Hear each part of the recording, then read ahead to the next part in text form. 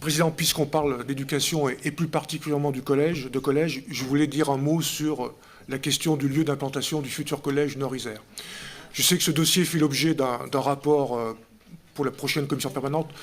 Je vais devoir, pour des raisons personnelles, vous quitter dans quelques instants, et j'ai pris l'engagement vis-à-vis de M. Ziercher d'en parler, puisqu'il m'a appelé ce week-end, me demandant de me faire l'écho de sa surprise, pour ne pas dire de sa colère, quant au changement de lieu de ce futur collège.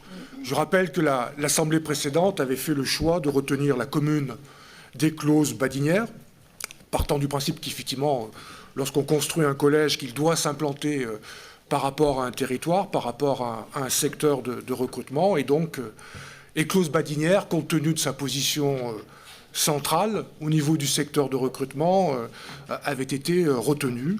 Et aussi toutes les communes pressenties dans le cadre du secteur, avaient adhéré effectivement au choix de ce lieu.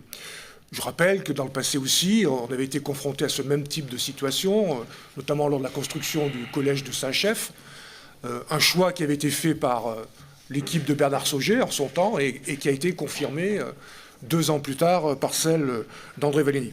Aujourd'hui, le maire a l'impression d'avoir été un peu victime d'une sorte de pseudo-étude à charge. Voilà. Vous avez sûrement... Écoutez, moi je me fais l'écho, hein. On est bien d'accord.